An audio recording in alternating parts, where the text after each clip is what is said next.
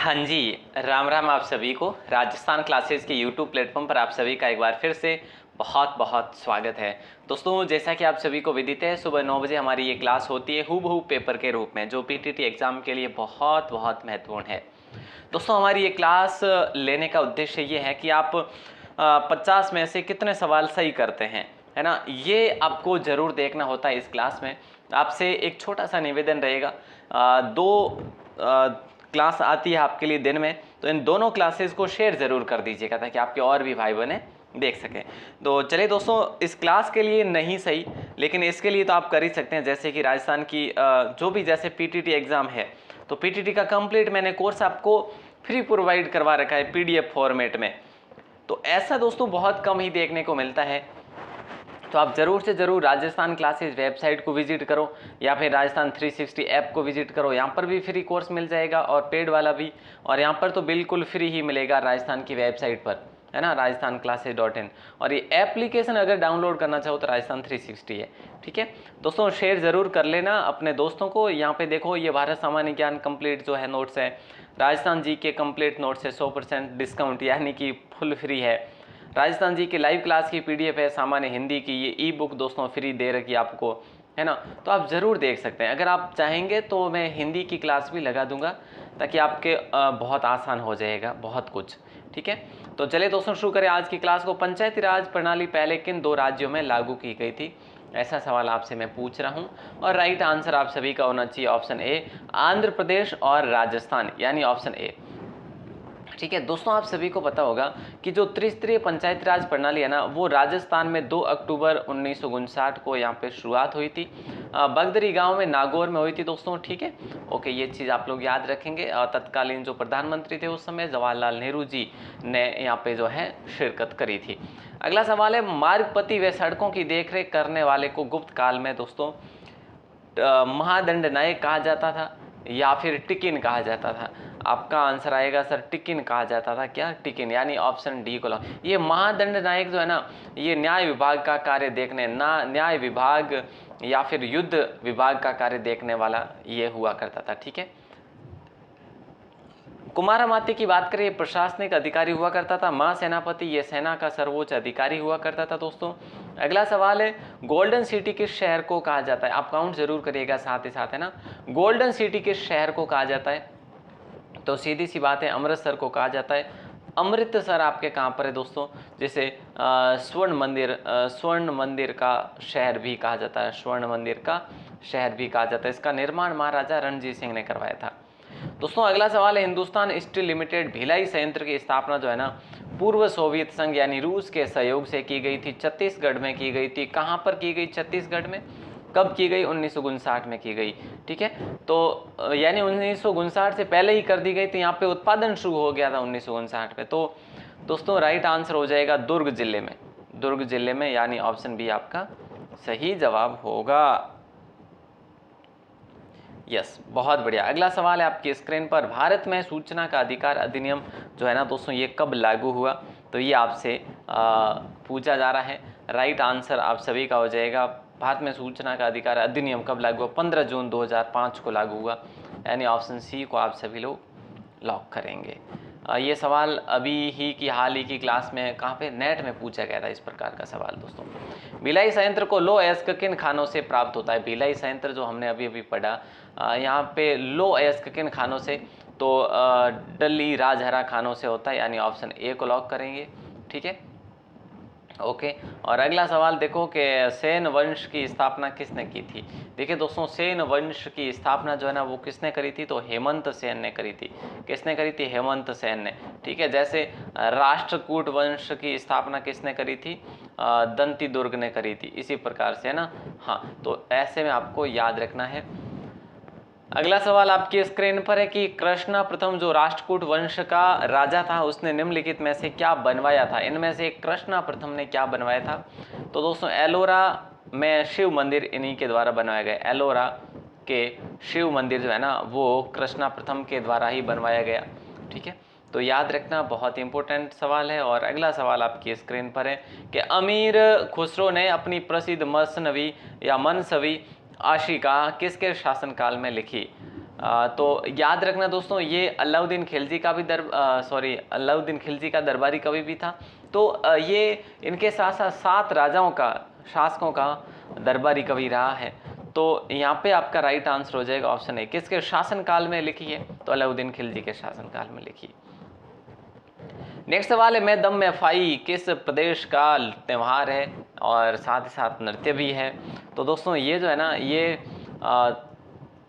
ताई अहोम जाति का जो है नृत्य है, जो असम की जाति है दोस्तों, ठीक है। और राइट आंसर आप सभी का हो जाएगा ऑप्शन ए, ठीक है। Okay sir. असम में दोस्तों आप सभी को पता है ना कि बहुत ज़्यादा जनजातियाँ भी यहाँ पर रहती है, जैसे पहाड़ी इलाका है, जैसे गारो, खासी है ना, जयंतिया, ये दोस्तों पहाड़ियाँ हैं यहाँ पे, ठीक है, पहाड़ी श्रृंखला है। जयंतिया जैसे है ना, ये है, ठीक है।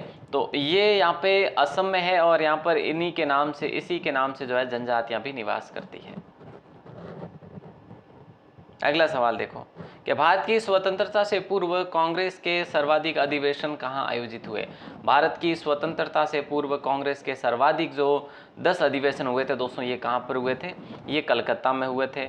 उसके बाद अगर नंबर किसी का लगता है तो वो लगता है दोस्तों ये दूसरा अधिवेशन है, ठीक है। यहाँ पे दूसरा अधिवेशन हुआ था सीधा, पहला तो मुंबई में हुआ था, दूसरा अधिवेशन यहाँ पे हुआ, फिर है जो यहाँ पे अलग अलग अधिवेशन होते हुए 10 अधिवेशन यहाँ पर कंप्लीट हुए थे कलकत्ता में दोस्तों, ठीक है। ओके, अगला सवाल आपकी स्क्रीन पर है कि भाई 1885 से लेकर 1929 तक के कांग्रेस के सभी अधिवेशन कौन से महीने में हुए? तो ये भी हम लोग पढ़ चुके हैं, कहाँ पर हमने अलग से पढ़ा है कांग्रेस अधिवेशन को। ये हर दिसंबर माह में आयोजित हुए दोस्तों, 1885 से लेकर 1929 तक। 1885 में दोस्तों मुंबई में, आप सभी को पता होना चाहिए, पहला अधिवेशन, ठीक है। दूसरा 1886 में कलकत्ता में हुआ, ठीक है। ओके सर, चलो आगे बढ़ते हैं। अगला सवाल है कि त्रिभाषा सूत्र को सिफारिश किस समिति ने की? त्रिभाषा सूत्र की सिफारिश जो है ना, कौन सी समिति ने की? तो कोठारी समिति ने की। ऑप्शन डी आपका सही जवाब होगा।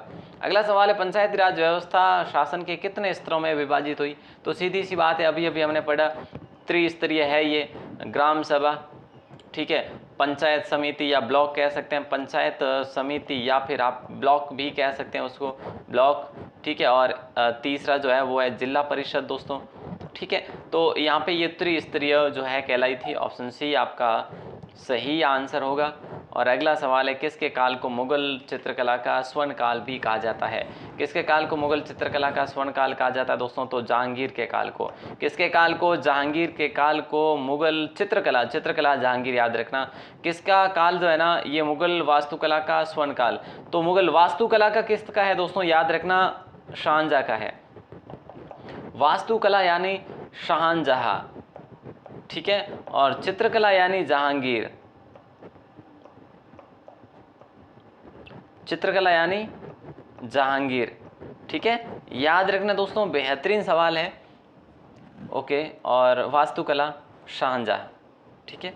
अगला सवाल है कि भारत की सबसे बड़ी तटीय झील कौन सी है?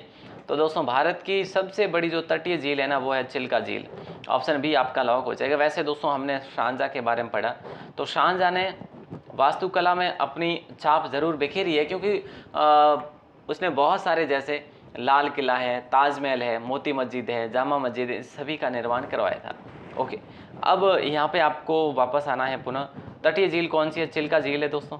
और चिल्का झील कहाँ पर पड़ती है? आपका आंसर आएगा सर, चिल्का झील है जो ओडिशा में पड़ती है। कहाँ पर है? ओडिशा में, है ना, सही है। खारे पानी की झील है दोस्तों। नौसेना का प्रशिक्षण केंद्र जो है ना, वो भी यहीं पे है। अगला सवाल है, सबसे अधिक आबादी वाला शहर कौन सा है?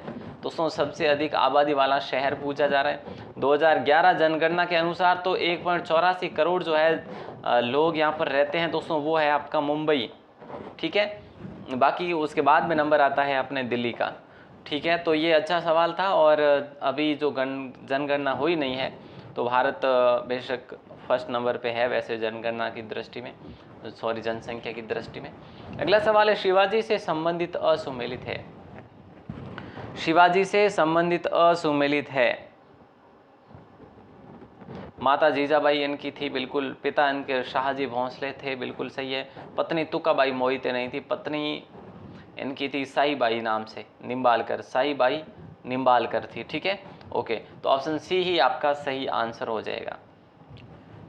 अगला सवाल है कि शिवाजी ने रायगढ़ को अपनी राजधानी कब बनाया था? शिवाजी ने रायगढ़ को अपनी राजधानी कब बनाया था? तो 1656 में बनाया था दोस्तों। आपका ऑप्शन हो जाएगा ए राइट, ठीक है। और अगला सवाल आपकी स्क्रीन पर है। अगला सवाल कह रहा है इनमें से असुमेलित क्या है? इनमें से असुमेलित क्या है? तो ऑप्शन जो है देखो, युवा भारती कोलकाता में है, वानखेड़े स्टेडियम मुंबई में है, नेहरू स्टेडियम पुणे में है ना? हाँ सर है। तो ये नरेंद्र मोदी स्टेडियम कोलकाता में नहीं है मेरे भाई, ये अहमदाबाद में। लेकिन ये चीज़ भी आपको साथ साथ में याद रखनी चाहिए कि ये भारत का सबसे बड़ा स्टेडियम है, भारत का सबसे बड़ा स्टेडियम है। दूसरा बड़ा स्टेडियम कहाँ पर बनने जा रहा है, बन रहा है फिलहाल, वो बन रहा है जयपुर के छौंप गांव में दोस्तों। कहाँ पर? जयपुर के छौंप गांव में। ये दुनिया का तीसरा बड़ा बनेगा। दुनिया का पहला बड़ा कौन सा है? मेलबर्न है दोस्तों, ठीक है। दूसरा बड़ा कौन सा है? अहमदाबाद वाला जो नरेंद्र मोदी स्टेडियम। तीसरा बड़ा छौंप बनने जा रहा है। दुनिया का तीसरा बड़ा, भारत का दूसरा बड़ा, ठीक है। अगला सवाल है, भारत में पंचायती राज प्रणाली संविधान के कौन से अनुच्छेद के निर्देश के अंतर्गत शुरू की गई थी? तो आप सभी का राइट आंसर हो जाएगा 40, ऑप्शन बी आपका लॉक हो जाएगा दोस्तों। अगला सवाल है कि झारखंड राज्य में स्थित अभ्यारण्य कौन सा है? दालमा, कैमूर, हजारीबाग या इनमें से कोई नहीं? देखो, झारखंड की बात करें तो कैमूर तो आपके बिहार में है दोस्तों। कैमूर कहाँ पे है? बिहार में। तो बिना किसी शक दालमा वन्यजीव अभ्यारण्य और हजारीबाग, ये दोनों यानी ए और सी दोनों को करेंगे हम लोग ऑप्शन डी को लॉक। बड़ा अच्छा सवाल था। और अगला सवाल देखिए कि कैमूर वन्यजीव अभ्यारण्य कहाँ पर स्थित है? ये सवाल आ चुका है और अभी अभी की ही बात है दोस्तों, ये बिहार में स्थित है, ठीक है। अगला सवाल देखते हैं। एक सवाल आपका अभ्यारण्य का जरूर आएगा, एक सवाल आपका कांग्रेस अधिवेशन का जरूर आएगा दोस्तों। संविधान सभा के प्रारूप समिति के अध्यक्ष कौन थे दोस्तों? और इसका गठन कब किया गया था? तो गठन किया गया था 29 अगस्त 1947 को गठित हुई थी ये। डॉक्टर भीमराव अंबेडकर जो है राइट आंसर आप सभी का हो जाएगा। यहाँ पे प्रारूप समिति के अध्यक्ष रहे थे ये अध्यक्ष, और इसमें 7 सदस्य भी थे। अगला सवाल है, एलोरा के प्रसिद्ध कैलाश मंदिर का निर्माण किसने करवाया? देखो, यहाँ पर एलोरा में आपके जो शिव मंदिर है उसका निर्माण तो कृष्णा सेकंड ने करवाया था, ठीक है। तो यहाँ पे जो है कैलाश मंदिर का निर्माण जो है वो कृष्ण प्रथम ने करवाया था दोस्तों। ऑप्शन ए आप सभी का लॉक हो जाएगा। बहुत इंपॉर्टेंट सवाल है, सॉरी यही कृष्णा फर्स्ट है दोस्तों, ठीक है, जो एलोरा में शिव मंदिर का निर्माण करवाया था। तो यही है कैलाश मंदिर दोस्तों, जो शिव मंदिर कह सकते हैं जिनको, ठीक है। ये सवाल रिपीट हुआ है लेकिन अलग फॉर्मेट में आया है थोड़ा। अगला सवाल देखते हैं कि कोपेन ने जलवायु प्रदेशों के वर्गीकरण का जो आधार है ना वो किसका माना है? बताइए दोस्तों क्या होगा राइट आंसर? बोले सर यहाँ पे तो वनस्पति ही होगा, ऑप्शन सी को लॉक करेंगे। जयनारायण व्यास ने आगीबाण नामक समाचार पत्र निकाला था दोस्तों, ठीक है। ये सीरियल नंबर को ध्यान मत देना दोस्तों क्योंकि अपन कई इससे काफ़ी आगे बढ़ चुके हैं वैसे। तो यहाँ पे राइट आंसर आप सभी का हो जाएगा ब्यावर दोस्तों। आगीबाण है ना, आगीबाण नाम क्या है? आगीबाण, तो बाण मतलब ब्यावर, आगीबाण ब्यावर है ना, आगीबाण ब्यावर से जो इसकी शुरुआत हुई थी। अगला सवाल है, सांगानेर की कौन सी जो है वस्तु अधिक प्रसिद्ध व पर्यटकों के लिए रुचिकर है दोस्तों? तो यहाँ पे आप सभी का राइट आंसर हो जाएगा प्रिंटेड वस्त्र। प्रिंटेड वस्त्र, प्रिंटेड ये गलत है, प्रिंटेड वस्त्र है, ठीक है। ओके सर क्लियर है। अगला सवाल, सांगानेर कहाँ पे है? सांगानेर जयपुर में है। और अगला सवाल आपकी स्क्रीन पर है, पश्चिमी विक्षोभ जो है ना ये किससे संबंधित है दोस्तों? पश्चिमी विक्षोभ जो है ना ये आपके वर्षा से संबंधित है।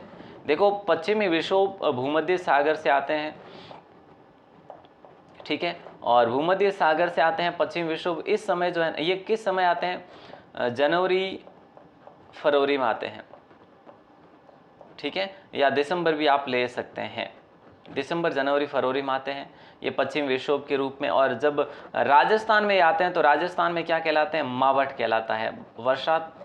बरसात होती है यानी वर्षा होती है, वर्षा को हम लोग, शीतकालीन वर्षा को हम मावठ कहते ही हैं। अगला सवाल है, नाडोल किस शासकों की राजधानी है? तो नाडोल की स्थापना दोस्तों किसने करी? लाखन सिंह ने करी या लक्ष्मण ने करी? ठीक है, 10वीं सदी में करी थी। ऑप्शन डी चौहान को लॉक करेंगे, ऑप्शन डी को। अच्छा सवाल था। अगला सवाल देखिए, ढील नदी के किनारे किस सभ्यता का उत्खनन हुआ दोस्तों? ये आपको बताना है। ढील नदी के किनारे किस सभ्यता का उत्खनन हुआ? तो ढील जो है ना, ये आपके रेड टोंक का, रेड जो है प्राचीन भारत का, जैसे टाटा नगर भी कहते हैं, ये सभ्यता है रेड जो टोंक में पड़ती है। ठीक है, याद रखिएगा। यहाँ पे हमें लौह सामग्री का विशाल भंडार भी मिला है, मालव जनपद की मुद्राएं भी मिली है। अगला सवाल देखते हैं कि राजस्थान में जिन पवनों से शरदकालीन वर्षा होती है वो क्या कहलाती हैं? तो भूमध्य सागरीय चक्रवात कहलाते हैं, ऑप्शन सी को लॉक करेंगे। अभी अभी जो बात हुई है वही सेम है। भीनमाल को करोड़पतियों की नगरी किसने कहा दोस्तों? ये बताइए आप लोग, भीनमाल को करोड़पतियों की नगरी किसने कहा? आप कहेंगे सर हेन सांग ने कहा है। भीनमाल को करोड़पतियों की नगरी हेन सांग ने कहा, यानी ऑप्शन बी आपका लॉक हो जाएगा। इम्पोर्टेंट सवाल है। और जो चीनी यात्री था ना हेन सांग, इसने रतनमाल भी कहा इसको। ठीक है, बहुत सारे नाम कहे। अगला सवाल है, लोक देवता तेजाजी की निर्वाण स्थली कौन सी है? यानी इनका निधन कहाँ पर हुआ था? ये देवलोक गमन कहाँ पर हुए थे? तो ये सुरसुरा में हुए थे, सुरसुरा में। सेंद्रिया में इनको सांप ने डसा था, सेंद्रिया में। ठीक है, और सुरसुरा में इनका निधन हुआ था। ठीक है दोस्तों। अगला सवाल है, उणियारा ये है ना, उणियारा शैली किसकी मिश्रित शैली है? तो याद रखना जयपुर और बूंदी की है दोस्तों, जयपुर और बूंदी के दोनों की मिश्रण शैली है ये।